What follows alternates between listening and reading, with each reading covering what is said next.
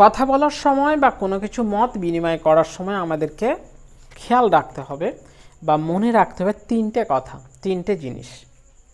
When to speak, কখন আমরা কথা বলবো বা কখন আমাদের কথা বলা উচিত, অ্যান্ড হোয়াট টু স্পিক, এবং যখন কথা বলবো তখন কি কথা বলবো, সেই কথার প্রয়োজনীয়তা আছে কি না।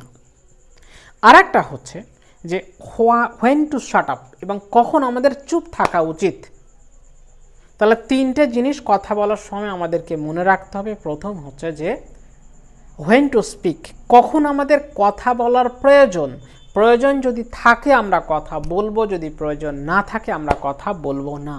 অ্যান্ড হোয়াট টু স্পিক, এবং প্রয়োজন আছে তাহলে সেই কোন কথাটা বলা উচিত, কোন কথা আগরুম বাগরুম বলে দিলাম এরকম না। অবাঞ্ছিত কোনো ওয়ার্ড, আনওয়ান্টেড কোনো words not to be spoken, unwanted কোনো কথা যেন না বলা হয় বা বলার প্রয়োজন নেই। অ্যান্ড হোয়াট টু স্পিক, এবং কি বলা উচিত সেটা আমাদের ভেবে চিন্তে বলতে হবে। And when two shut up, এবং কখন আমাদের চুপ থাকা উচিত সেটাও জানা উচিত।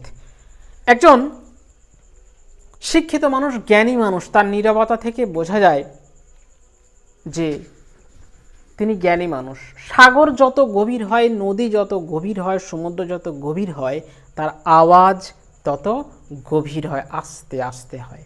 আর যখন ছোট জায়গা, যেটা মানে বলে না খালি ভাড়ে বাজে বেশি, ঠিক ওরকম। আবার অনেক যারা জ্ঞানী মানুষ, যেমন যে গাছে ফল হয় প্রচুর, সে গাছ ফলের ভারে ঝুঁয়ে যায়, ঠিক ওরকমই যারা জ্ঞানী মানুষ হবে তারা সবসময় নত হয়। জ্ঞানী তো মানুষকে নত করে, কিন্তু যারা অজ্ঞানী, যাদের মধ্যে জ্ঞান নেই, তারা কখনোই নত হতে চায় না। রাস্তাতে যখন যাবে দেখবেন তারা কখনোই আপনাকে সাইড দিতে চাবে না। সে বিশাল বড় জমিদার, রাস্তার মাঝখান দিয়ে যাবে হম বম করে, কখনোই সে সাইড দিতে আপনাকে চাইবে না। কিন্তু যারা বিনয়ী মানুষ, নম্র, ভদ্র, শান্ত, তারা বলবে যে না, জায়গা দিয়ে দিই, চলে যাক সাইড দিয়ে। এরকম আপনি যখন বাসে উঠবেন, ট্রেনে উঠবেন, ট্রেনে বাসে উঠবেন, দেখবেন একদল মানুষ আছে তারা কিন্তু আপনাকে সাইড দিতে চাইবে না। আপনি যখন নেমে যাবেন স্টপেজে, তখন তারা গুতগুতি, মারপিট, দুটো ষাঁড় যেমন এক জায়গা থেকে গুতগুতি করে, তারাও ঠিক ওরকম করবে। আর একদল ভদ্র মানুষ আছে, তারা কিন্তু বলবে যে ঠিক আছে, তোমার দরকার আছে, আপনার প্রয়োজন আছে, আপনি ঝপঝপ নেমে যান, এসছে। তারা যতটা পারে নিজেদের চেষ্টা করে তারা তাদের প্যাসেজটা তৈরি করে দেবে। কিন্তু একদল আছে, তারা ওই যে অশিক্ষিত, গোয়ার গোবিন্দ, মূর্খ, তারা বিশাল নিজেদেরকে জমিদার মনে করে। তারা মনে করে যদি আমি সাইড দিই তাহলে বোধহয় আমি ছোট হয়ে যাব তাদের কাছে, মানে নিজের বিশাল ওয়েট, ওকে আমি সাইড দেবো কেন, ওর সঙ্গে ঝগড়া করব, এই হচ্ছে তাদের মতলব।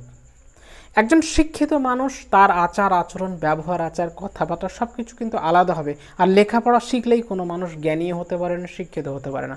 যার বিবেক আছে সেই মানুষটা শিক্ষিত, এবং কিভাবে চলতে হয় মানুষের সঙ্গে, সামাজিকতা, সমাজের সঙ্গে মিলেমিশে, সেই মানুষটাই হচ্ছে শিক্ষিত। আমার মুখে যা এলো বলে দিলাম ফটফট করে। সেই একটা মানুষ পাথর ছুঁড়ল, সেই পাথরটা ওই যেখানে পড়লো সেখানে কতটা আলোড়ন তৈরি হলো, সেই যে পাথর ছিল সে কিন্তু জানতে পারলো না। আমি একটা কথা বললাম, কথা দিয়ে কাউকে আঘাত দিলাম, সেই কথাটা ওই মানুষটার কতটা আঘাত লাগলো, যে কথা বললো, আঘাত দিল, সে কিন্তু জানতে পারে না। যে কাউকে আঘাত দেয় তার মনে থাকে না, কিন্তু যে আঘাত প্রাপ্ত হয়, আঘাত পেয়ে থাকে, তার কিন্তু সেই কথাটা সারা জীবন মনে থাকে। ওই জন্যে আমরা সব সময় চেষ্টা করব যে হোয়েন টু স্পিক, আমাদের কখন কথা বলা উচিত, অ্যান্ড হোয়াট টু স্পিক, এবং কি কথা বলা উচিত, and when two shut up, এবং কখন আমাদের চুপ থাকা উচিত। তো কথা বলার সময় এগুলো জানতে হয় এবং সেইভাবেই কথা বলতে হয়। হড়ফড় করে কথা বলে গেলাম এরকম নয়। একজন অশ্লীল মানুষ, সে যখন কোনো মানুষের সঙ্গে তর্ক বিতর্ক জড়ায়, একজন নোংরা মানুষ, অশিক্ষিত মানুষ, সে যখন কোনো মানুষের সঙ্গে তর্ক বিতর্কে জড়ায়, তার মুখ দিয়ে সবসময় অশ্লীল ভাষা বেরোতে থাকে, নোংরা ভাষা, এবং ওই অশ্লীল শব্দ দিয়ে বোঝা যায় যে ও কোথা থেকে উঠে আসছে, ও যে কোন ফ্যামিলিতে ও বিলং করে, এটা তার ওই ভাষা থেকেই জানা যায়। তো মানুষের ভাষা হচ্ছে তার বংশের পরিচয়, তার চরিত্রের পরিচয়, তার নিজেরও পরিচয়। ওই জন্য ভাষা আমাদেরকে ঠিক করতে এবং সেইভাবে আমাদেরকে কথা বলা উচিত, বলতে হবে।